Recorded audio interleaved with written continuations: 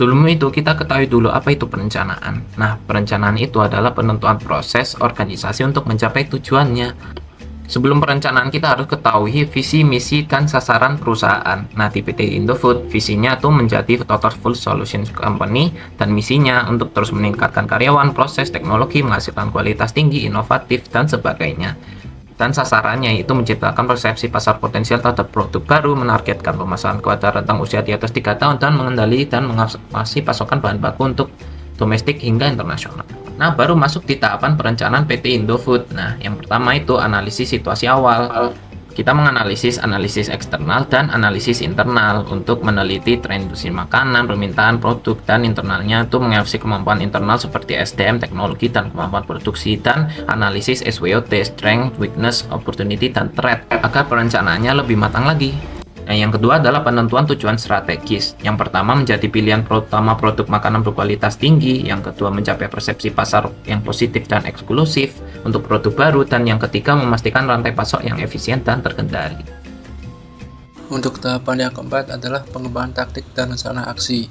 Yang pertama, mengadakan kampanye pemasaran untuk meningkatkan efisiensi pasokan dan kontrol kualitas produk. Yang kedua, menggunakan teknologi ERP.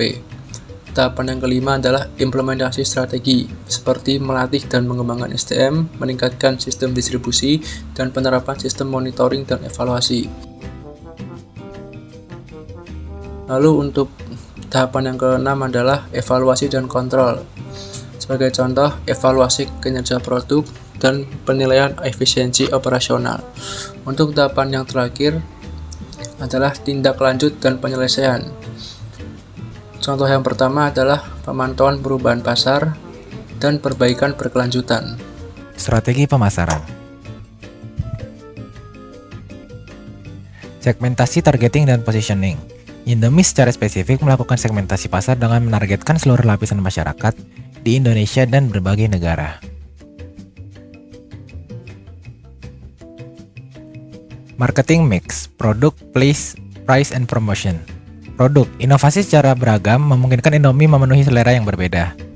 Place, distribusi yang luas di seluruh Indonesia dan banyak negara menjadi Indomie mudah diakses oleh konsumen. Price, Indomie menawarkan harga terjangkau agar dapat dinikmati semua kalangan.